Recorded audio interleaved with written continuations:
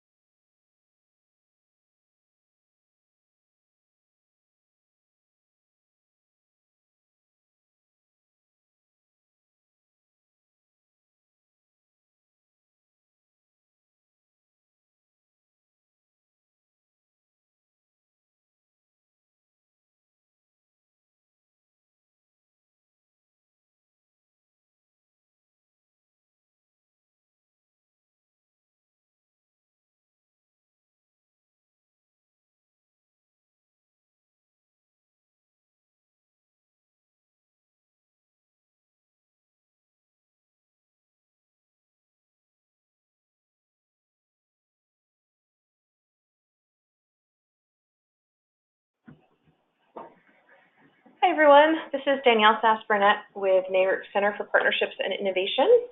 We are excited to present our monthly webinar for May on regulatory innovation with stakeholder involvement, also advertised as stakeholder involvement in integrated distribution planning.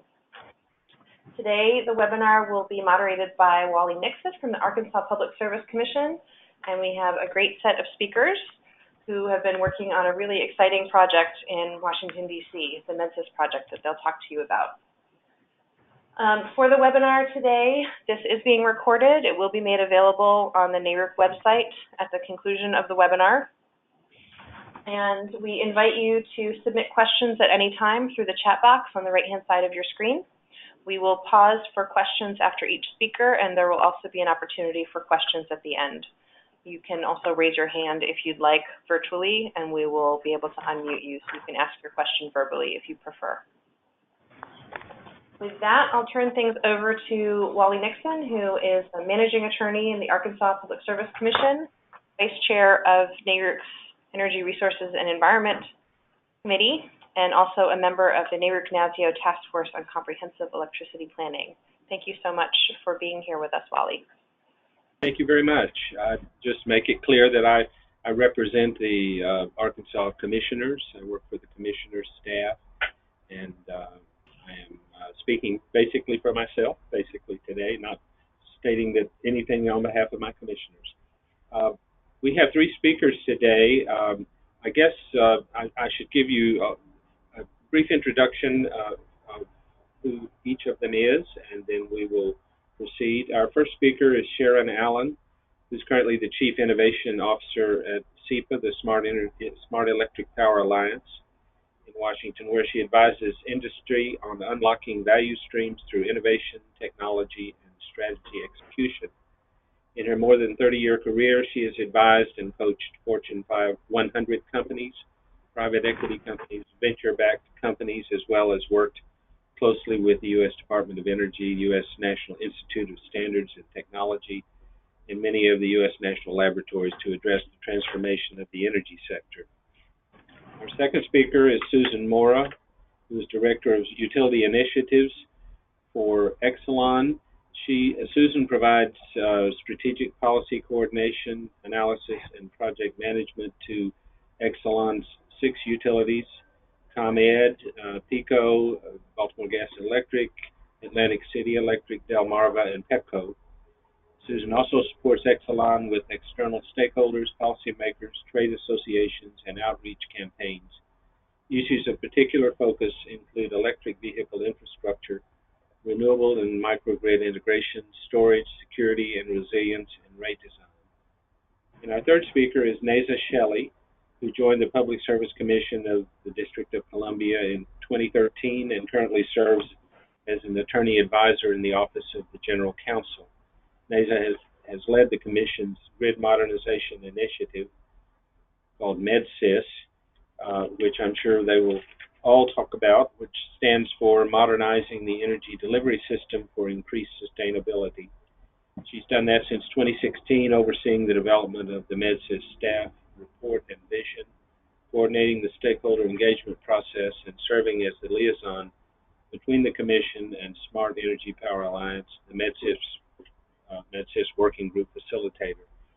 And we'll get started in just a moment. I was going to just say that this is a very timely session for me to listen to, because just yesterday we concluded here at the Commission 3 days of meetings by our facilitators, which have just come on board to help us in our DER docket, and they conducted interviews and meetings with various parties to the docket and the stakeholders. So as we were talking just prior to this call, someone said, well, DC has just come to the end of the beginning. We are at the beginning of the beginning of this process, which will be taking at least a year for the first phase. And so I'm very eager to hear how it's gone in DC. So Sharon, take it away. Thank you, Wally. Next slide. So for those of you, we've already been introduced. You could see the pictures of all of us if you haven't met us in person, and I'm just very excited and happy to be here with these two other very powerful women. So we hope that you will get something out of today's session. So next slide. So the way that we're going to do this is I'm going to talk a little bit about the process and where we're at and what we've gleaned from it. Then Susan Mora, as a participating stakeholder on behalf of Pepco, will talk a little bit about, more of the detail that we've gone in, and then we'll end with Commission staff, Neza Shelley, who's Attorney Advisor to the DC Public Service Commission, on what has been the Commission's lessons learned and perhaps advice to some of you and other Commission staff, and what are the next steps for us. So as Wally said, modernizing the energy delivery system for increased sustainability, it has been the name coined for this very large initiative being undertaken by the District of Columbia. And we have just finished, as of today, our 52nd meeting of the stakeholder working group. So as I was telling Wally, it is the end of the beginning for us. So there are 4 phases. We have just completed phase 2. You will hear more about phase 3 and 4 from Neza at the end of this. I'm going to talk you through what we've done in our 6 working groups, which today was the conclusion of those 6 working groups. So before I get into a little bit about that, when we started this process, we knew that New York had started, so we got on the phone, we spoke with Commission staff in New York. So thank you to the staff that helped us, and we talked with folks in Hawaii, we talked to folks in Maine, we talked to folks in Illinois, we talked to folks in Ohio. So this truly has been helpful to have collaboration with the various states. One of the unique things here about the District of Columbia is that the federal government exceeds 26% of the DC electricity just here, and this District of Columbia is 100% AMI deployed, and there's 1 electric utility. So just knowing the backdrop and dynamics for the district as we entered in. So next slide. So a little bit about the timeline. So we, CEPA, entered into this process in 2018, but MEDSIS came out of a formal doc at 11:30. And so one of the things, and you'll hear from Commission Staff Attorney Advisor Neza Shelley, who was intimately involved prior to us having arrived.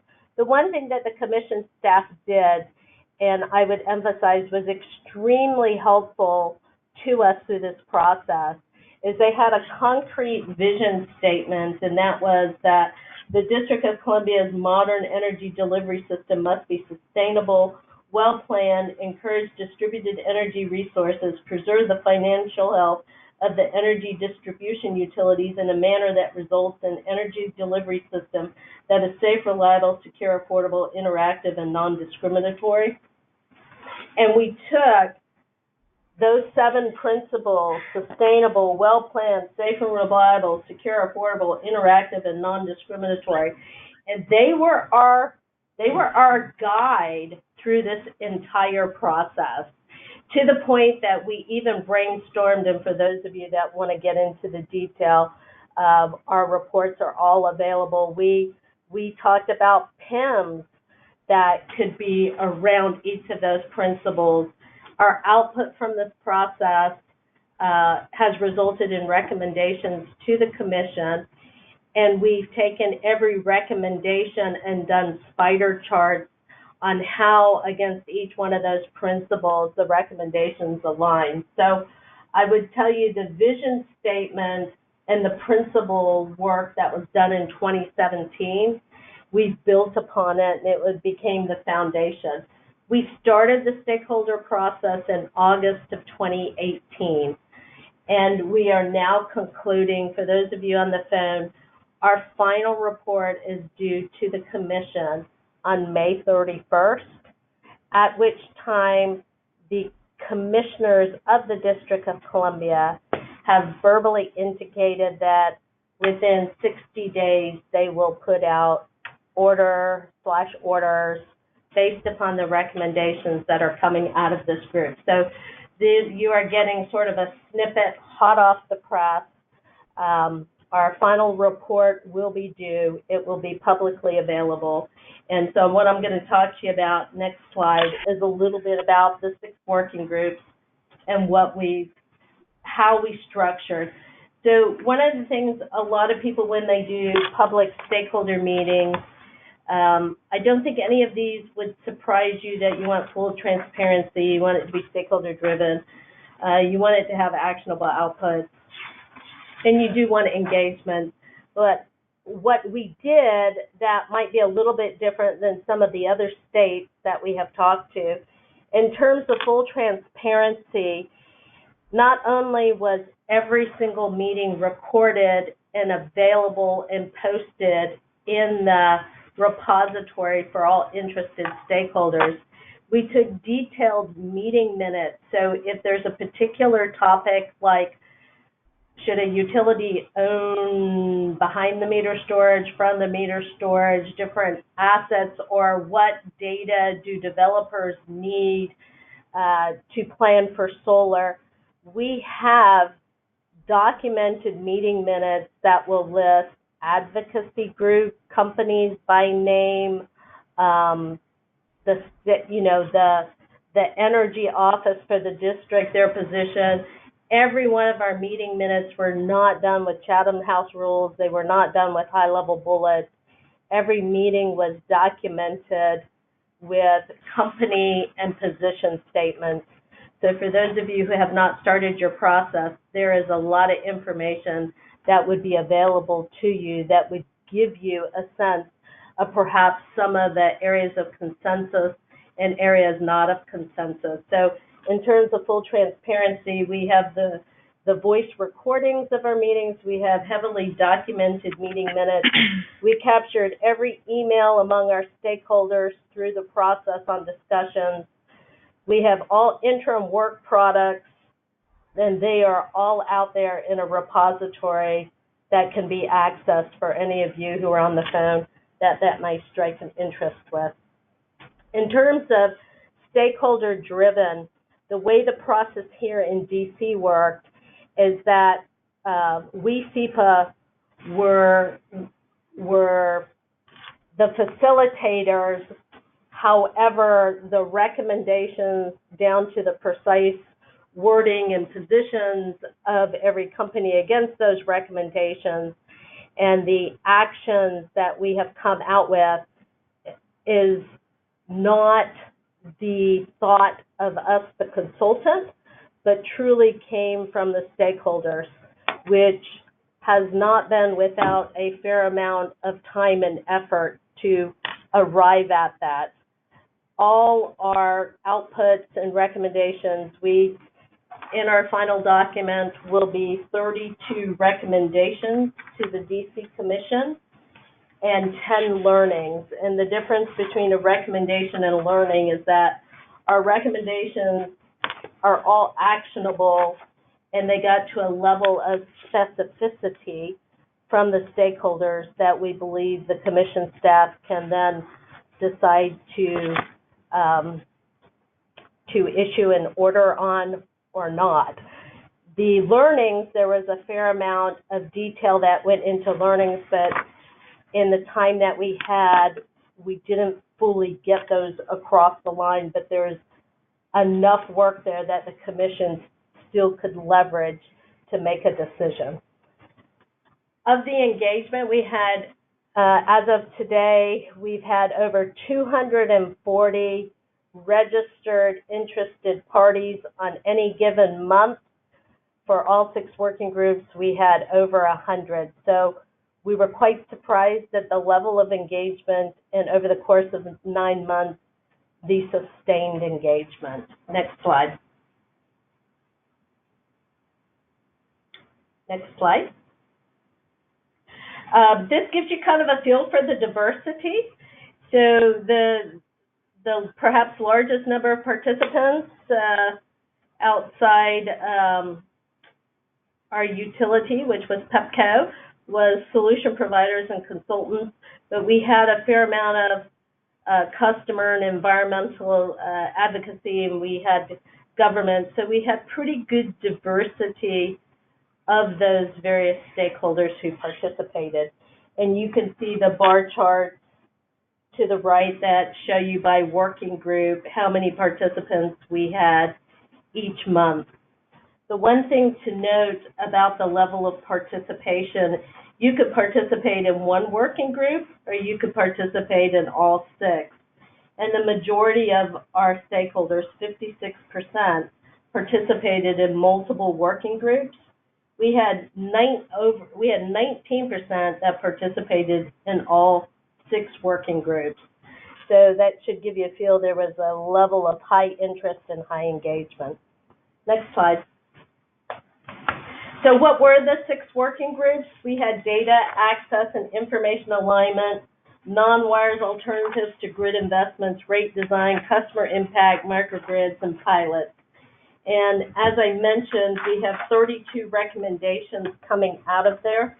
Within the report, the MEDSIS report, which exceeds 600 pages, that report is broken down in terms of how we ran the process and the lessons learned from running the process, what the recommendations are, a summary of various companies' positions on the recommendations.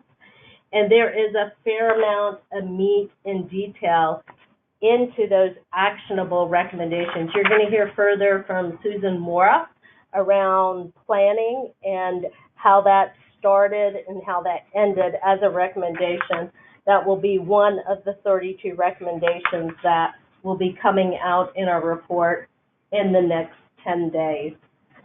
When we started the process, I mentioned we talked to some of the other commissions, and one of the things that we had heard was very contentious in other states was data, information, access, and alignment.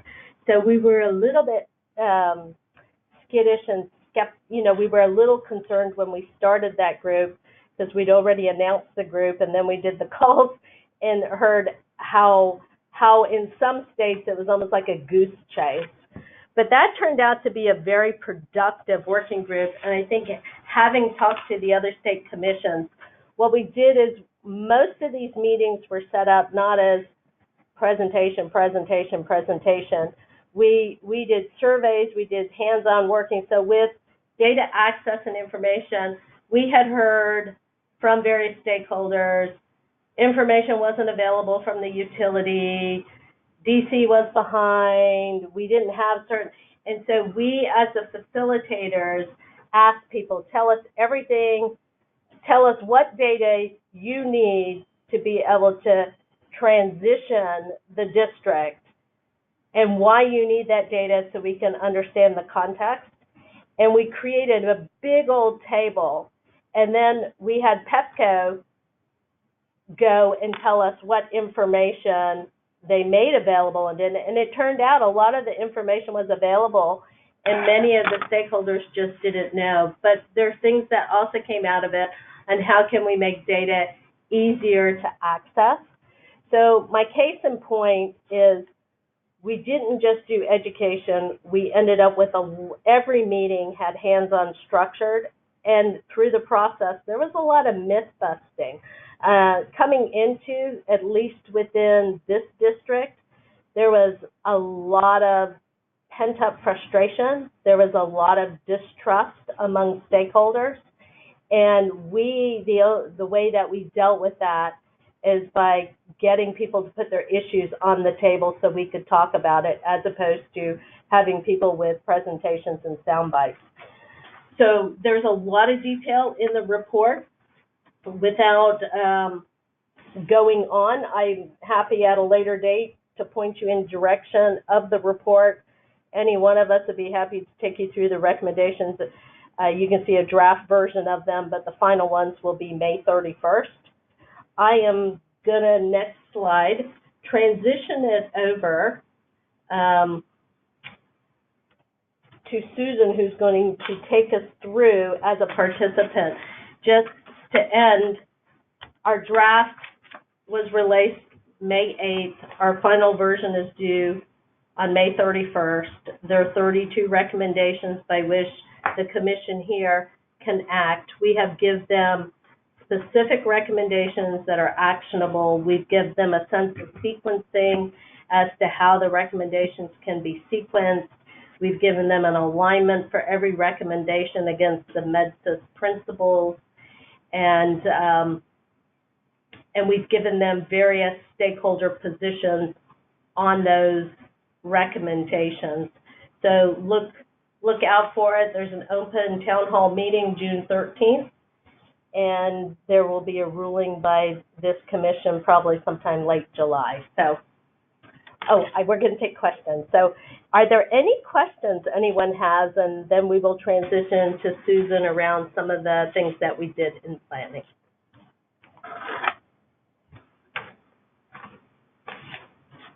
All right. If there are no questions immediately for Sharon, I'll go ahead and get started and go through some of this from the perspective of a utility engaged in a grid modernization proceeding. As Sharon mentioned, we are the only electric utility in the District of Columbia. There's also an investor-owned gas utility in the District of Columbia, and this was definitely focused more on the electric side, but I think a lot of the learnings that came out of this from the electric side can be applied to the gas utility potentially. So think about it in a holistic fashion in terms of the process can be applied in multiple different sectors and so forth. If we could go to the next slide. Susan, we did actually have a couple of questions come through for Sharon. Would that be okay if we just did those quickly? Sure, absolutely. Sharon, the first was just, did you use a court reporter to create a transcript of the event?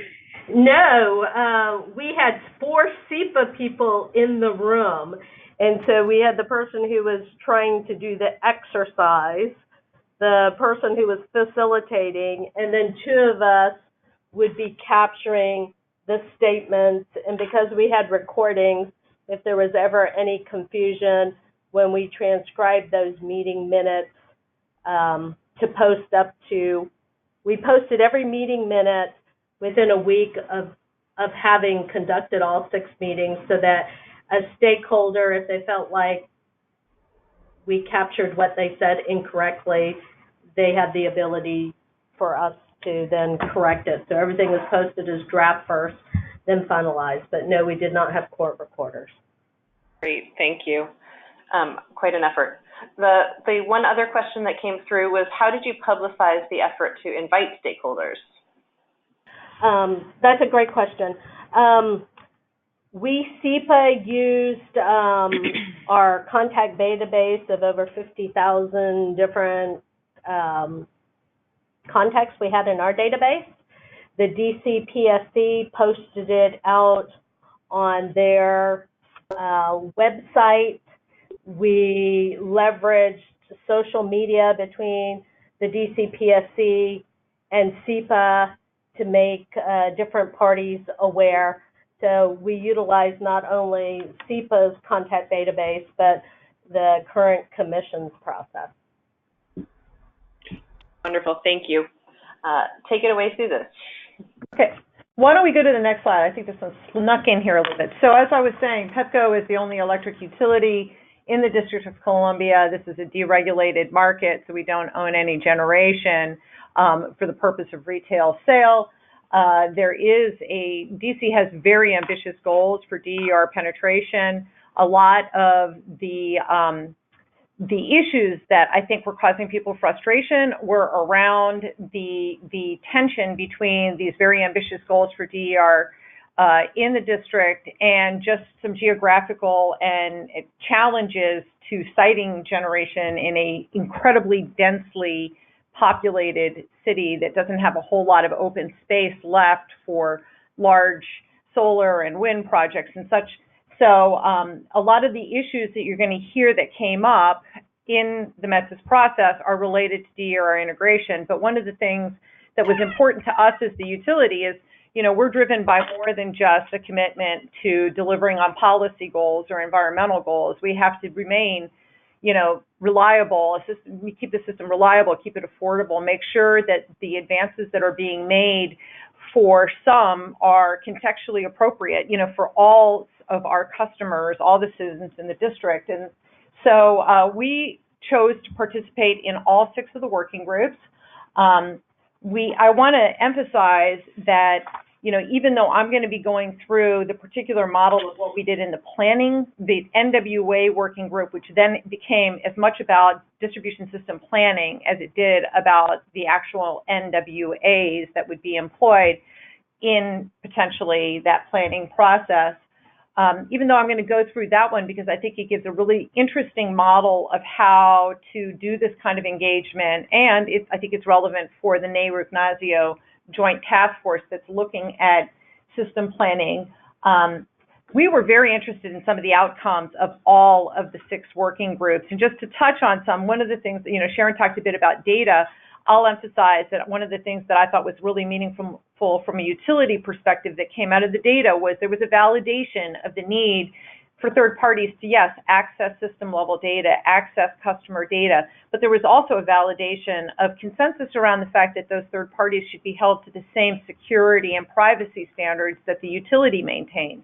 And so there was a lot of discussion about how you achieve both advancing access and ensuring continued security and privacy. In the microgrids working group, there was a lot of discussion about the relative application of existing regulations to microgrids or the need to create new regulation around microgrids that was very relevant to us.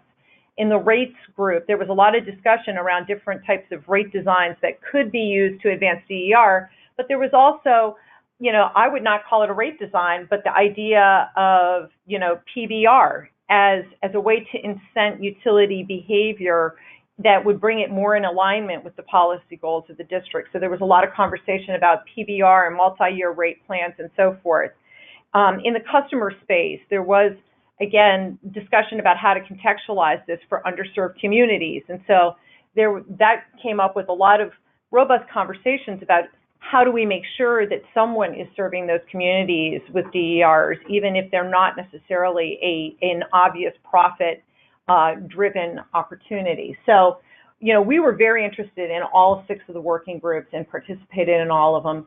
We used the opportunity, as Sharon said, there was a bit of tension in the district, and I'm not going to say it's all dissipated, but it has created an opportunity to listen and understand other people's perspectives in a non-litigious type of setting. And I really think that's important. It's painful and it's a big commitment of time, but the fact that you don't have that kind of overlay of a litigious situation allows for, I think, a little bit more honest brokerage between people and some listening.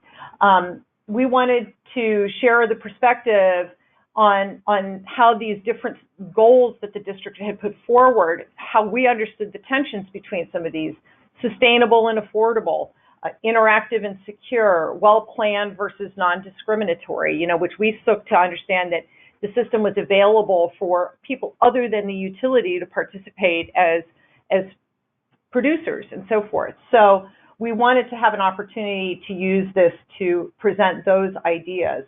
And we took a lot of input from people, and it helped formulate in our own thinking kind of strawman that we could put forward. One of the learnings that I'm going to get into now is the distribution system planning process proposal that moved through this process. One of the things that people who might be moving forward in a grid modernization proceeding might want to take very seriously to heart, and that is it's a lot easier for people to talk about something than to talk about nothing. And so it's useful to have strawman proposals, and I know Nez is going to touch on this as well. And sometimes those who are closest to the process are the ones who maybe should put forward the beginning proposal. And you can't have this pride of authorship where you say, well, I put forward the straw man and I'm going to fight every edit and every modification to it, because you got to look at it as a straw man. So if we go to the next slide, I'll start talking a little bit about the distribution system planning process straw man that we put forward and the process that it went through. So, I mean, none of this is going to be new to any of you guys, and I don't have to go into this in detail, but when we went into the distribution system planning process discussion, the NWA discussion, one of the things that we kept in mind is that, you know, if DC has this really ambitious goal for the growth of DERs, DER growth is going to affect every part of the utility business. And so it changes how you do load forecasting, because you have to think about how those DERs are going to change load. It changes, you know, how you identify system needs. It creates stresses on the system. There's a lot of desire to increase hosting capacity, which has different system needs than straight capacity needs, so forth. So you have to think about it in terms of identifying your system needs. You need to be able to think about DERs as a tool, not just a problem. And so how can you use DERs to replace other types of investments in the system? You need to think about the new revenue and regulatory model. I always call this decoupling 2.0. I mean, we've already in our districts and a lot of our areas disconnected, you know, utility revenues from volumetric sales. Now we're talking about effectively starting to disconnect utility revenues from investment, direct investment. And so you need to start thinking about, one of the goals of MEDSIS was to keep a healthy, financially healthy utility. How do you go about in this DER-rich environment, mainly when you start looking at DERs as replacing investment and not just reducing load?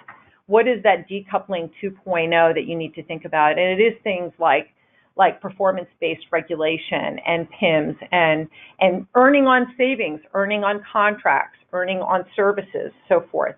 So the other ones, you know, obviously you have different kinds of communications to your customers. You have different kinds of interactions with third parties.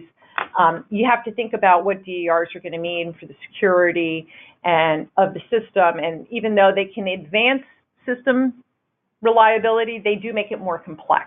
So these are all the things we had in mind when we went into the NWA distribution system planning conversations in the working group. Let's go to the next slide.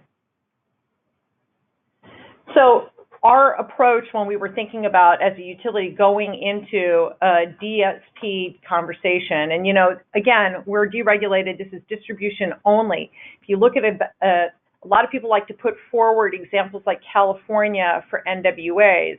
But California, my understanding is that the vast majority, if not all, of the NWAs that have been executed in California, none of them have really been, or if there is any, there's very few on the distribution level. This is about trying to find a way to come up with a planning process that allows you to identify opportunities to economically use NWAs at the distribution level. And it's a little sketchier because the load is much more of a factor. A lot of times you identify an opportunity at the distribution level that you think you're going to be able to apply an NWA to, and then the load doesn't materialize as expected. And then the economics of the NWAs are different at the distribution level, because some of the solutions that you would traditionally deploy are not quite as expensive as, let's say, a gas peaking plant or so forth, that the examples that you see out west and so forth. So our basic tenets that when we went into the distribution system planning is that it needs to be customer focused. That means the priority has to be on maintaining reliability and affordability, and then delivering on policy goals. I mean, policy goals are great, and most of our customers embrace the policy goals expressed by the district, but that does not negate your necessity of being reliable and affordable. It has to be stakeholder informed, which means that information flow has to be bidirectional. That was something we had to kind of make people understand, that our load forecasting sometimes is only as good as the information we're getting from real estate developers in the city in terms of hitting their targets for occupancy, hitting their targets for the type of use of properties and so forth, and the information we get from agencies of the government who are doing energy efficiency programs and so forth. So it's bidirectional information flow. It also means that utilities have to be open to both the big ideas in terms of conceptual ideas of how to deal with problems and specific solutions. And so you need two different parts of your process to look at the big ideas and the specific solutions. And then ultimately, we feel it needs to be utility driven, because the utility is ultimately accountable for the system. So we have to be at the table leading the conversation on identifying the appropriate problems to target, considering concepts to move forward, both from internal and external experts, defining the specific solution sets that we want to apply to problems, managing the risk, and ultimately controlling the asset. So those were our basic tenets when we started developing the straw man. Let's go to the next slide. So this might not look that unfamiliar to some of you guys. This is what it kind of felt like to be in the distribution system plan, or the distribution planning process before this proposal and currently. You know, you had a load forecast.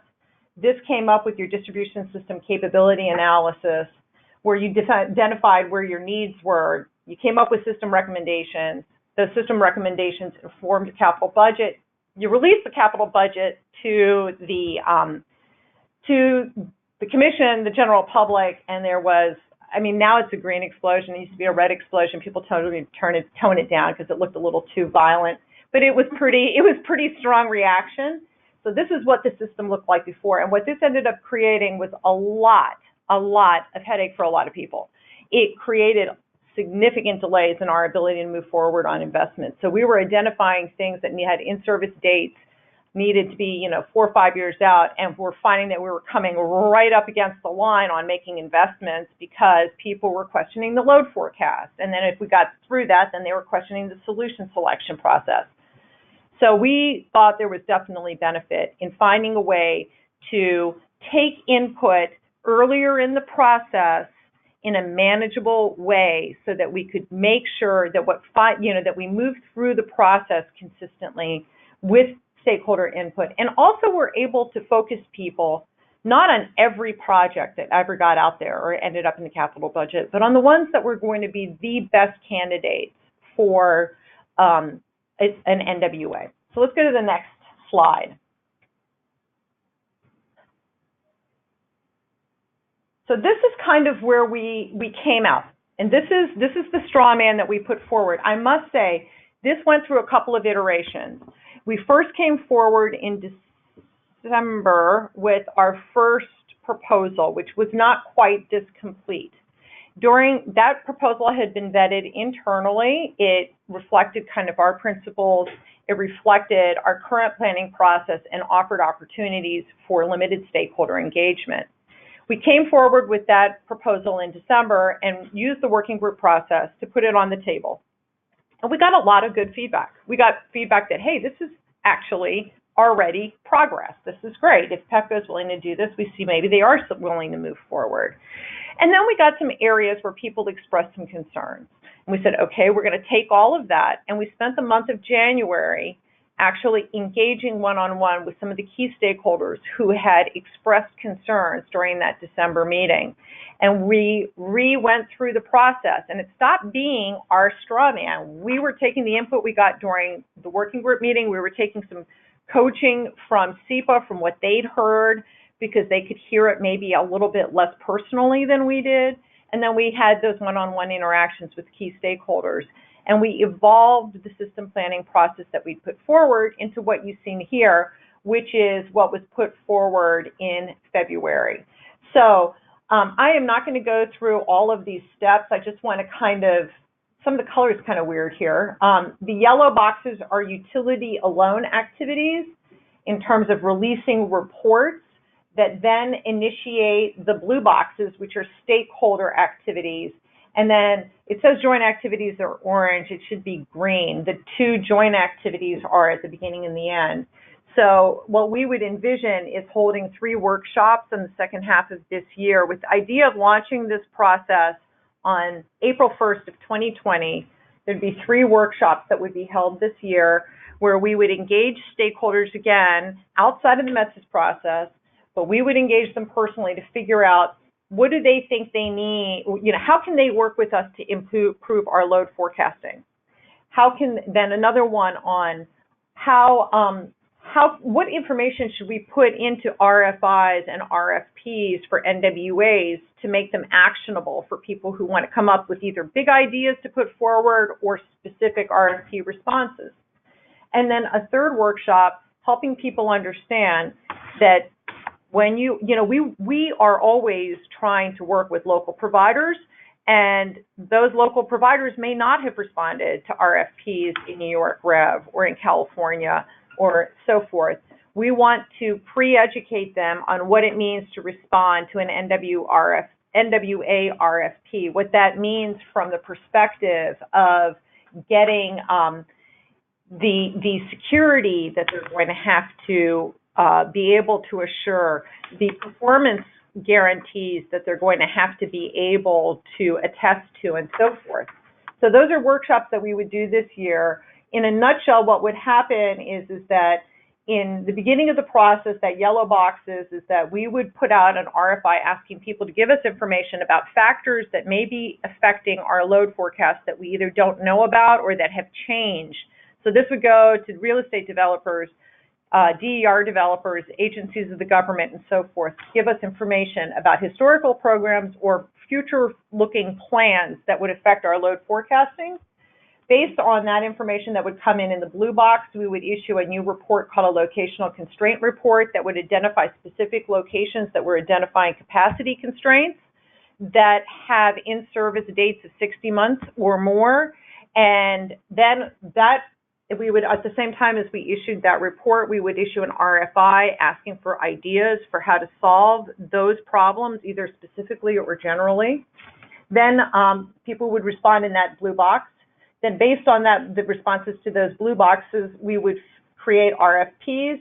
Those RFPs would go out and people would respond, people would respond to the RFPs, and then we would go through a selection process. And then you would get to the final green box, which is contracting. Let's go on to the next slide. The only reason I bring this up is because this is my final slide here, and this came out of another grid modernization proceeding in which Pepco and the Exelon utilities were engaged. This was the one in Maryland, PC 44. The governor has just signed into law a pilot program that was based on one of the findings that came out of that PC 44 grid modernization proceeding. It's a pilot program that's intended to bring new pilots out for storage. But honestly, you could scratch out the word storage in all of this and put in NWA, because what it's testing is not technology, but different business models for deploying storage with different ownership structures. So you have ones where the utility owns the storage and uses it in all value chains and uses the revenues that it might get from wholesale transactions and so forth to reduce the rate-based impact of that storage asset as a primary purpose grid reliability use. In the second one, you would have the utility owning it, but it would lease it to somebody else for other uses and would deduct that lease payment from what it needs from a recovery perspective. The third one, you would have a third party owning the storage asset and contracting it to the utility for use for grid reliability. And what would go into rate base then would be the contract payment the utility makes. And then the final one is a virtual power plant where you have multiple people owning the asset and then either the utility or third party acting as an aggregator. So this is just some models of business models that could be used in the NWA context. And we're really excited moving forward in MEDSIS that not only would we get our DSP recommendation moved on by the commission, but also maybe some authorization to do some demonstrations that would test these kinds of business models. And with that, I'll finish up and take any questions. Thank you so much, Susan. This is Danielle with NARUC. We did have a few questions come in. I think we'll probably just do maybe one of them right now and then save the rest to the end so that we are sure we don't run out of time. But the first question that came in while you were speaking about this was, how involved was the DC Consumer Advocate Office? They were involved throughout the MEDSIS process. They were involved in all 6 of the working groups. It was interesting because I think when it came to the distribution system planning process, they were the ones who were, in a way, validating some of the things we were saying about we want NWAs, but the idea with a non-wire alternative is it's an alternative to a traditional investment, and it needs to cost less for ratepayers than it's not DERs for the sake of DERs. It's DERs deployed to replace or defer an investment. And if you can't show a value to ratepayers in doing it, then maybe you need to just go with the traditional investment. So they were there throughout the process, and were one of the groups that we met with one-on-one to get further feedback during the process. Great, thank you. We actually have quite a few questions that have come through that I'd love to have time for. Let's switch over to Neza, and then we can come back to those other questions if we have time. Sure, and I'll try to be quick so that we can get to the most important thing, which is questions. So I'm just going to talk about we can go to the next slide. I'm going to talk quickly about where we are in the process from the commission standpoint, some key lessons learned, and the overall process. So Sharon touched on it a little bit, that we're currently at the end of phase 2 of the 4-phase MEDSIS initiative. And so phase 1 was really information gathering for the commission, doing some level setting, getting feedback from industry and stakeholders about what are the problems related to grid modernization that they want the commission to act on and try to provide some solutions to. And so what we really heard in that phase was that, there are prosumers, people want to be able to interact with the grid, that, traditional investments are expensive, that they want streamlined regulation in order to facilitate the integration of DERs. And so we took all of that information that we learned in that first phase, and staff drafted a MEDSIS staff report, which was really an analysis of the information that came in relation to our commission's jurisdiction, which may be different than any of the other commissions on this call, our unique circumstances and situation in the district when it comes to the availability of space and everything to deploy DERs.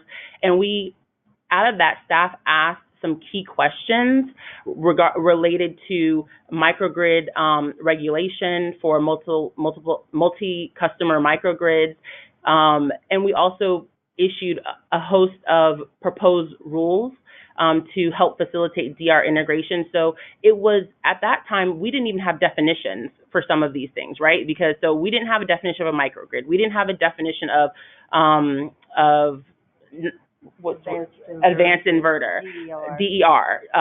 So those were a level, initial steps that were like, first things first, we have to be able to recognize them in our regulations and all come to an understanding of what these terms mean before we can address how to tackle them. So out of that first phase, we got the MEDSIS staff report. We also got the vision statements, which is really a way from staff's perspective, for the commission to analyze and review projects and proposals that come before the commission to determine if, in weighing the different factors and principles, the principle is aligned with the vision for MEDSIS, or the program is aligned with the visions for MEDSIS, and therefore should be approved, modified, rejected.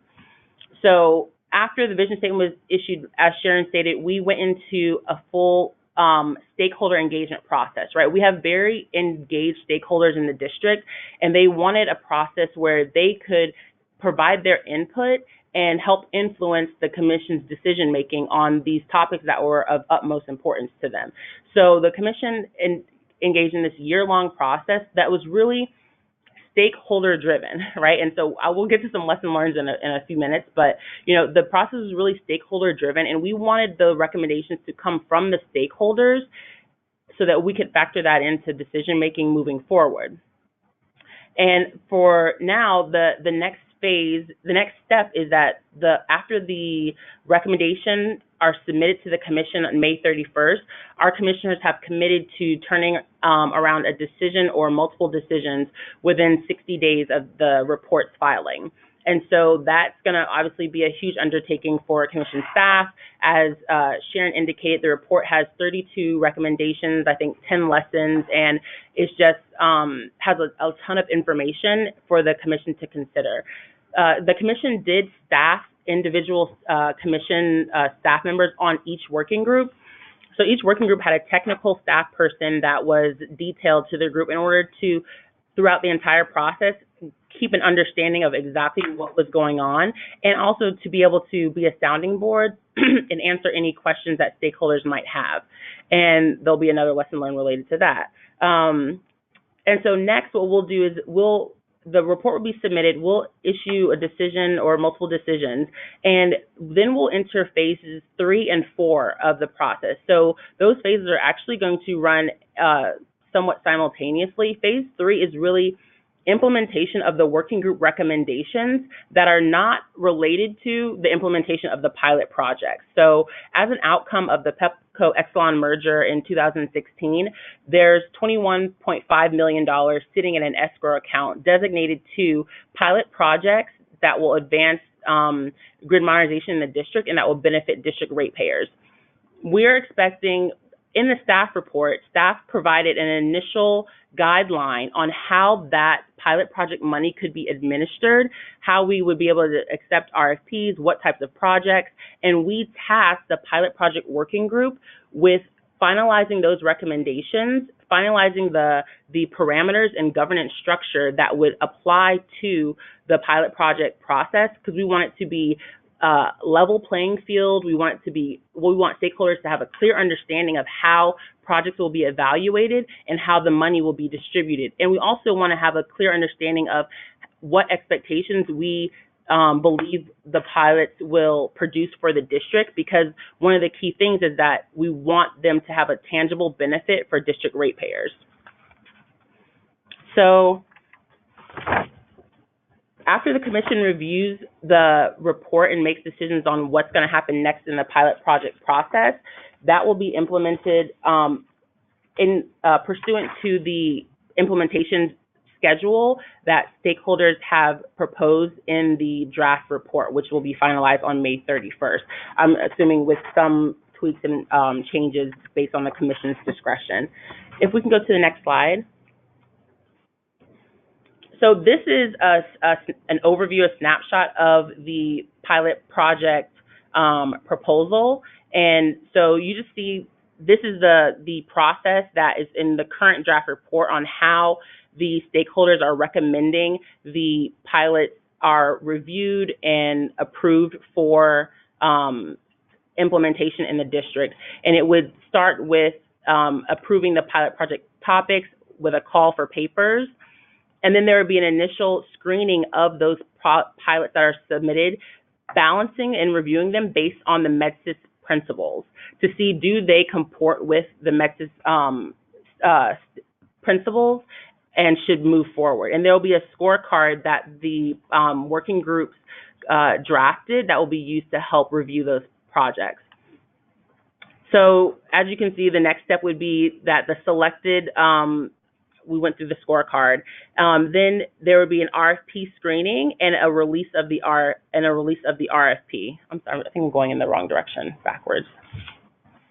So then after contracts are negotiated and approved, and I believe that it's been proposed that be a governance board, correct? So there will be a governance board that will review the different proposals and make a recommendation for which proposals should be adopted by the commission. And then there will be an implementation and execution phase that's tied to continual monitoring and reporting back on the progress of the pilots that are selected.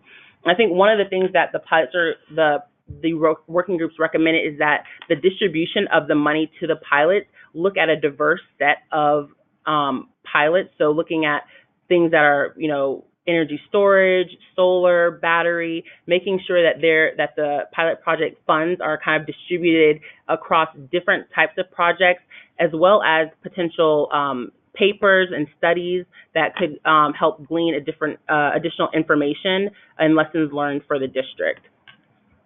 So just really quickly, I just want to go over a couple of high-level lessons learned from my position as an attorney at the commission, and obviously I only speak for myself and not for the commissioners.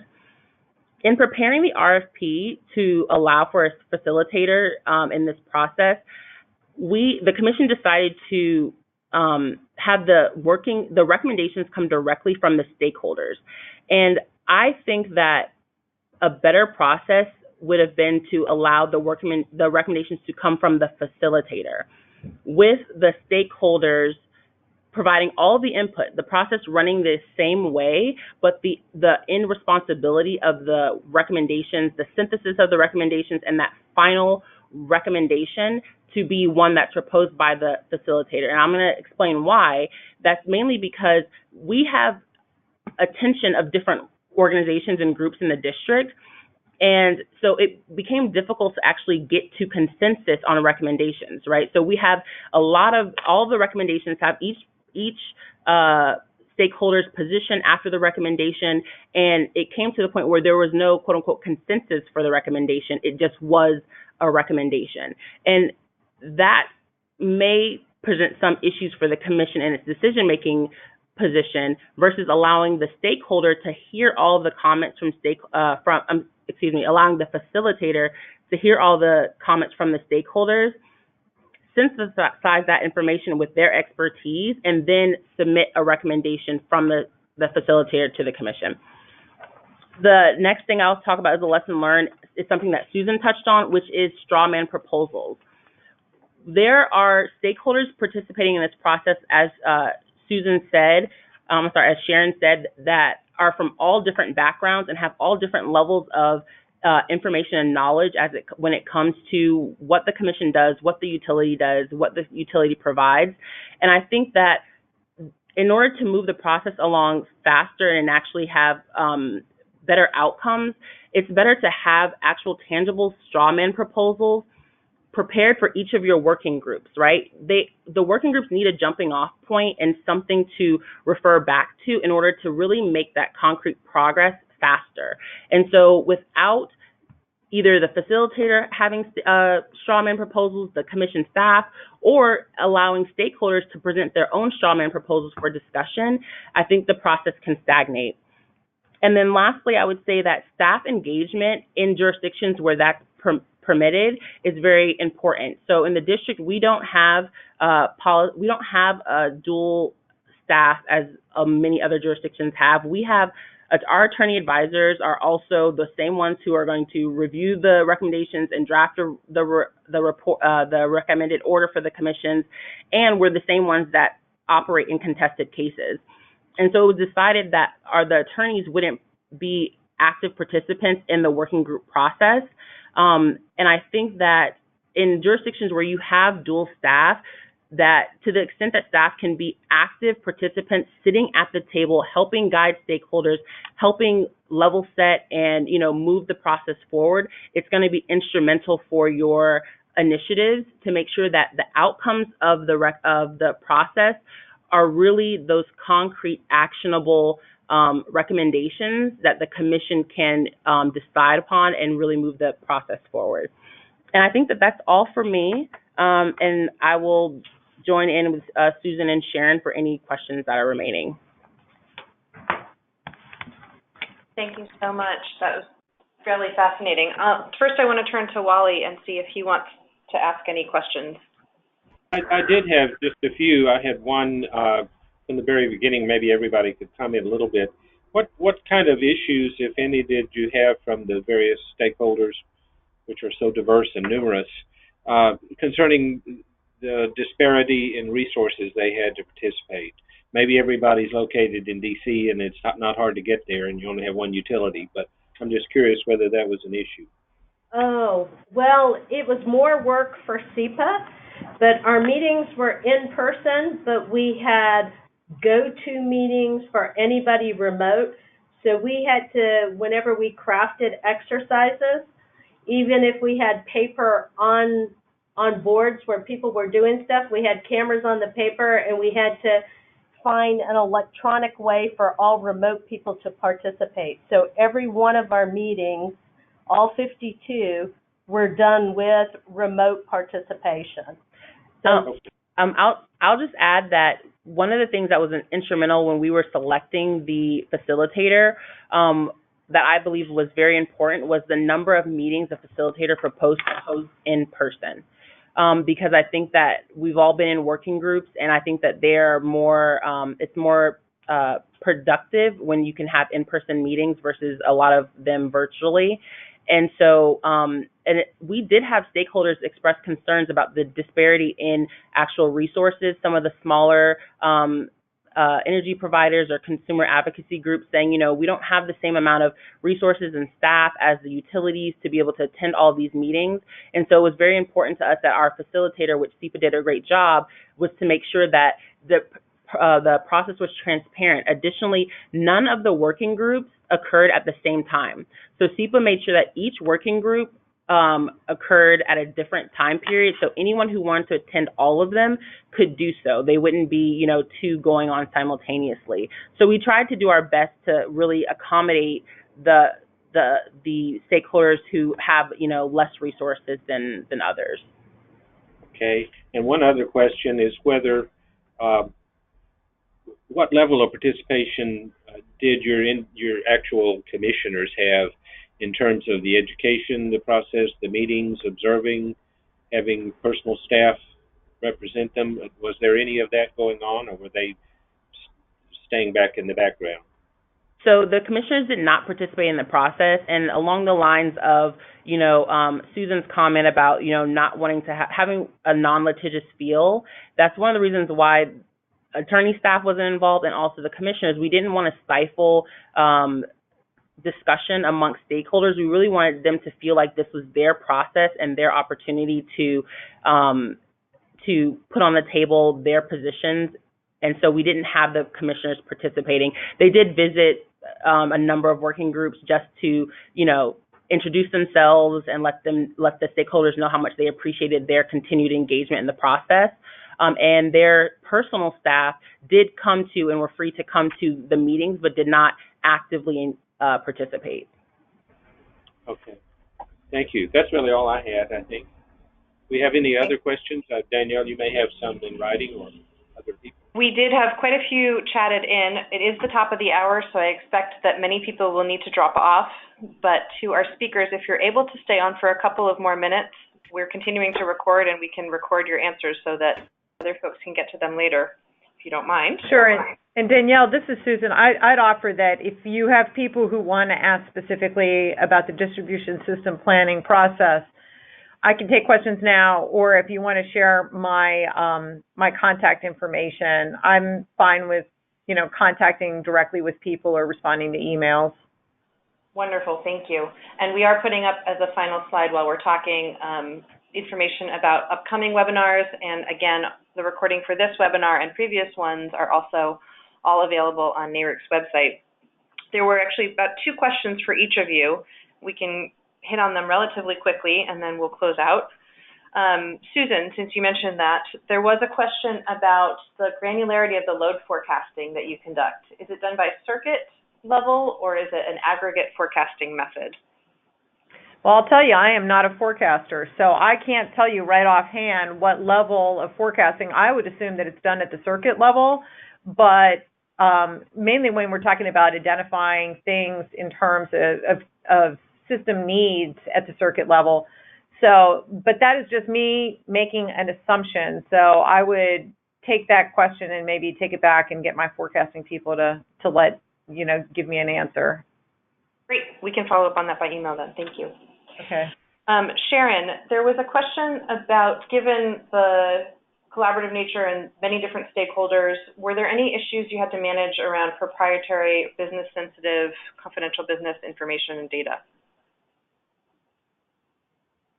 No, it never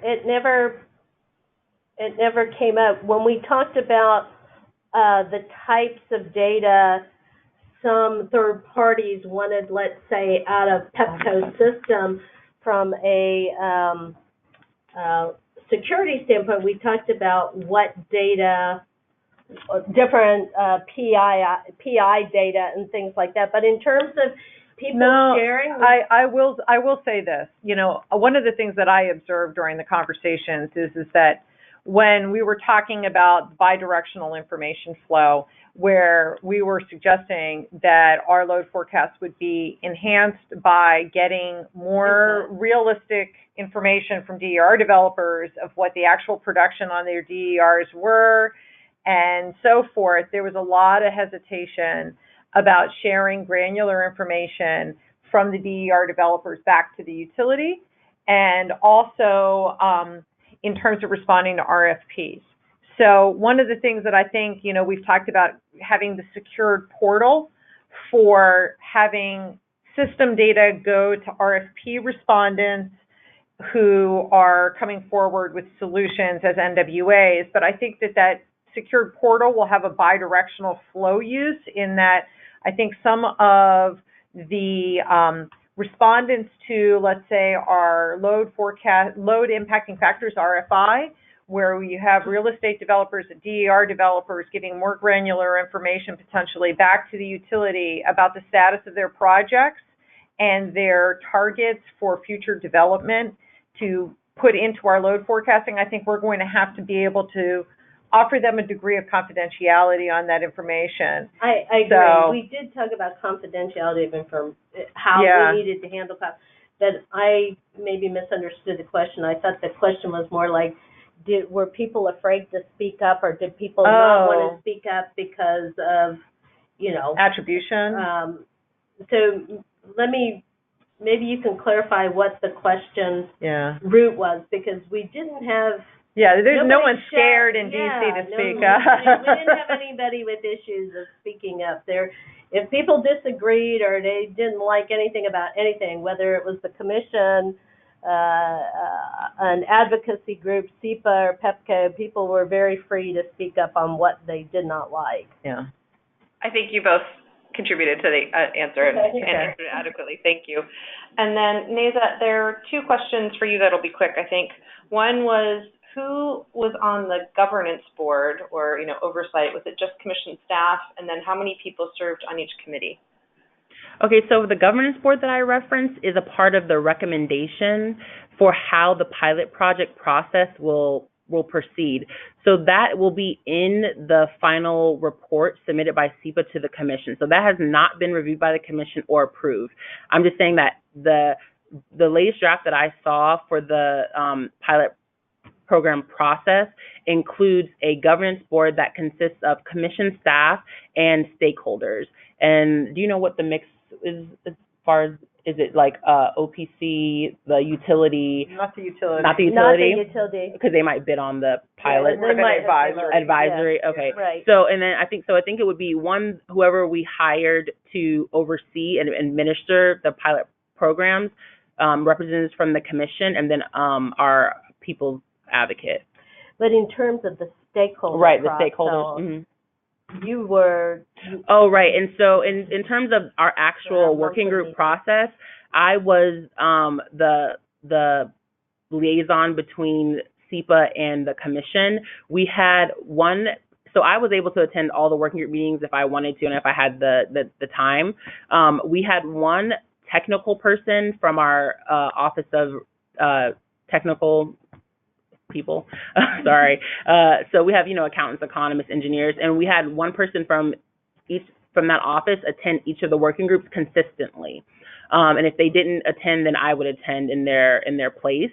And so now the way that we're actually, and this might not be a question or maybe someone's interested in it, the way that we're planning on addressing the recommendations is there's one attorney assigned to each of the working groups that's paired with the technical person who was in that working group, who's also paired with a SEPA representative to draft their section of the order to ensure that we timely issue it within the 60 days. And there were monthly meetings. And that's right. So we had monthly meetings with the commissioners that were, in closed session where SEPA would give an update between the consultant and staff on where we are with the process. And so while the commissioners didn't participate directly, they were kept abreast of issues that were arising, and we were able to get feedback from them on direction if necessary, which happened a couple of times. Great, thank you so much. And roughly how many people were on each of the working groups? So I think you said 100. So the enrollment if you back up in the charts, or maybe I can find it. I think it's like an average of 100 people. So we had every month over 100, but if you look at the number of people registered to any one working group, the most popular was the non-wires working group, which I think we had over 100 people registered alone for that group. And for microgrids, we probably had about 85 people. But on any given month, we exceeded over 100 people participating in working groups every single month except for the first month of August when we launched, and we staggered the launch of groups so we didn't have all 6 meeting in August. So thank you. And if I could just add one more quick point before you close out, I think that staff from other commissions should really be prepared to liaison and work very closely with the facilitator if they choose to have a facilitator for their process, because it's very important that staff is available to them for information level setting, to give presentations, to let them know where information is. So there's a close relationship between staff and the facilitator, even though for our process, we let the facilitator lead the way because we really wanted stakeholders to feel open and able to engage freely in the process. Wonderful. There was a couple of questions came through. If you're comfortable providing anything in the realm of ballparks about how costly this level of intensity and size of a project like this might be. I think you all used settlement funds for it. Is there any kind of a ballpark you can provide? Oh, from the order that we issued? Yeah. We selected SEPA. Their contract was $287,000. And yes, after asking the public if they believe that MEDSIS funds should be used for this project and getting a resounding yes, we've been using MEDSIS funds to cover the cost of the facilitator. Wonderful. Thank you all so much for. And wait, can I just add that we got a deal for $287,000. So I don't know if anybody else is going to get that type of deal, but that was a bargain.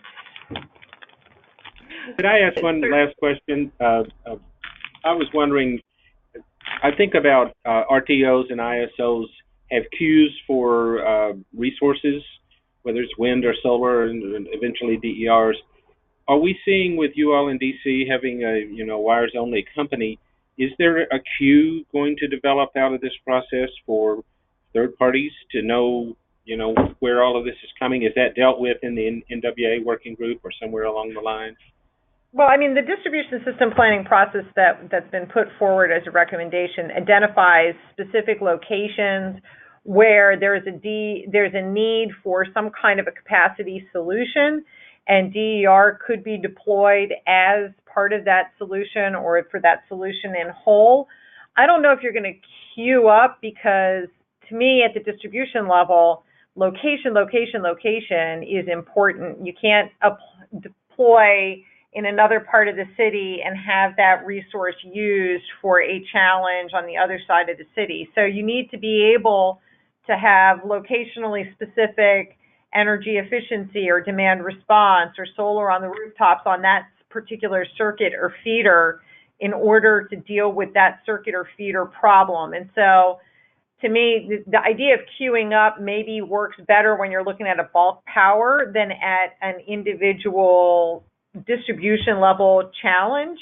but maybe at some point they'll queue up within a theater for who's first to go for being deployed to Right. address a capacity issue in that theater. I don't think we're there anytime immediately because that gets really granular, but Right. I think that's the way I would envision it happening if it did happen in the future.